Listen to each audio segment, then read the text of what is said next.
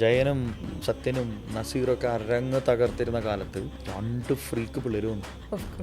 അവർ വന്ന് അഭിനയിക്കാൻ തുടങ്ങിയപ്പോൾ അന്നത്തെ സിനിമാ ലോകം മുഴുവൻ പറഞ്ഞത് ഇതാണോ അഭിനയം, ഇങ്ങനെയാണോ അഭിനയിക്കുക, മറ്റേ ആ ഒരു പാറ്റേൺ അല്ലേ, ആ ഒരു ടെംപ്ലേറ്റ് എന്നൊക്കെ മാറി വേറെ സ്റ്റൈലിലേക്ക് അഭിനയം മാറിയിട്ട് ജീവിക്കാൻ തുടങ്ങിയവരൊക്കെ. അതുവരെ അഭിനയം തന്നെയായിരുന്നു, ഡ്രാമാറ്റിക് ആയിട്ടുള്ള അല്ലേ ഒരു സാധനമായിരുന്നു.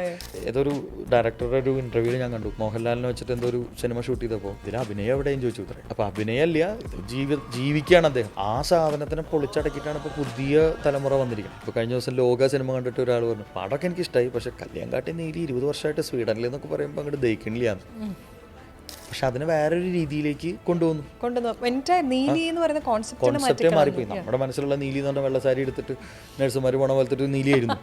ഇപ്പം അത് ഫുൾ ഫ്രീക്ക് നീലി അല്ലെ, ഭയങ്കര ഡ്രസ്സിങ്ങും കാര്യങ്ങളും സെറ്റപ്പും.